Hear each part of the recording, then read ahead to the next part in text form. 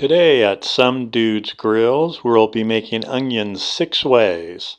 We'll be making grilled onions, caramelized onions, a caramelized onion spread, onion jam, pickled onions, and onion strings. So let's get started. When making grilled onions, I like using a yellow onion chopped, cooking it on medium to medium-high heat, and using vegetable oil. I will always sprinkle with a little bit of kosher salt and black pepper. I like to use a stainless steel pan when doing grilled onions because I like how we get more of the Maillard reaction, the dark caramelized onions. This is after a few minutes, and it will take about 10 minutes, 15 minutes at most to grill your onions. So here are our final onions. Don't they look awesome? Next up is caramelized onions.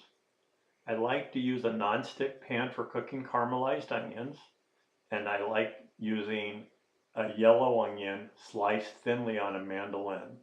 I cook them in clarified butter using kosher salt and white pepper, and I cook them slowly for a very long time, at least a half hour. And if need be, I'll add a sprinkle of sugar to help the caramelization.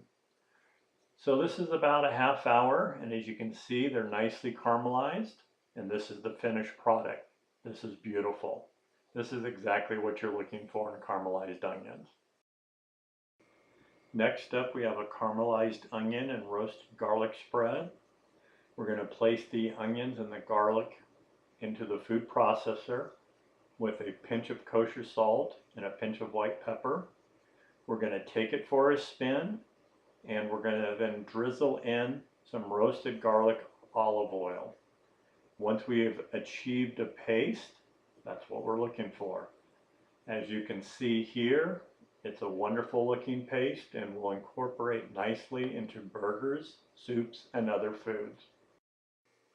Next up, we'll be making sweet onion jam, and for this recipe we'll be using 4 yellow onions, 2 red onions, a cup each of dark brown sugar and white sugar, freshly grated nutmeg, cornstarch to tighten it all together, and 2 tablespoons of raspberry vinegar.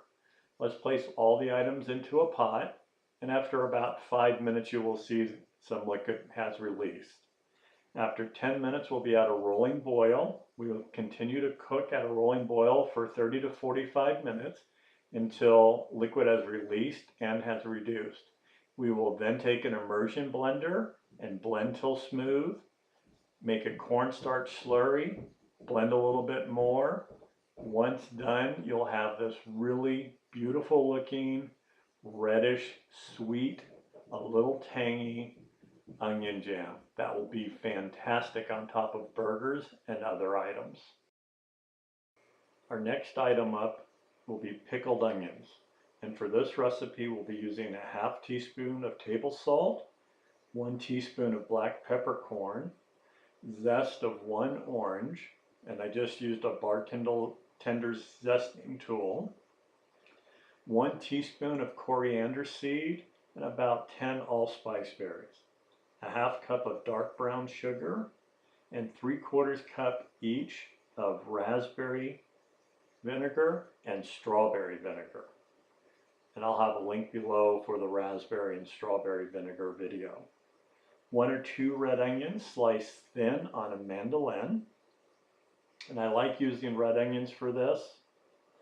So we'll add the vinegar to a mixing cup, and we'll add the dark brown sugar, and we'll start blending together. And we'll add the remaining items until they're thoroughly incorporated.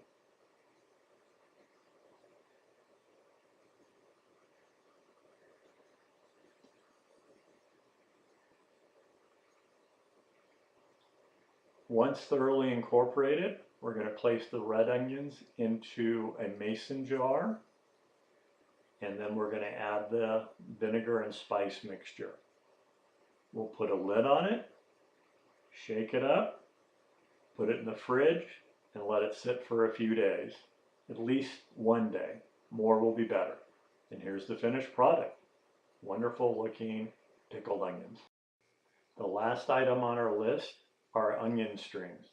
I like using a yellow onion on the mandolin sliced thin, kosher salt, black pepper, cayenne pepper, tossed to combine. I want these spices underneath the flour. We will then toss into some regular all-purpose flour, mix to combine, and we're going to shake off the excess flour. Once we've taken off the excess flour, we're going to heat vegetable oil to 350 degrees, add our onions, and we're going to fry our onions until golden brown and delicious. Frying the onions will take between 2 and 4 minutes, depending on how crispy you like them. Once you have achieved your desired crispness, we're going to hit them again with a little bit more table salt, black pepper, and cayenne pepper. You want to do this while it's still hot so everything sticks to the onion strings. And this is our finished product. Top it on a burger and enjoy.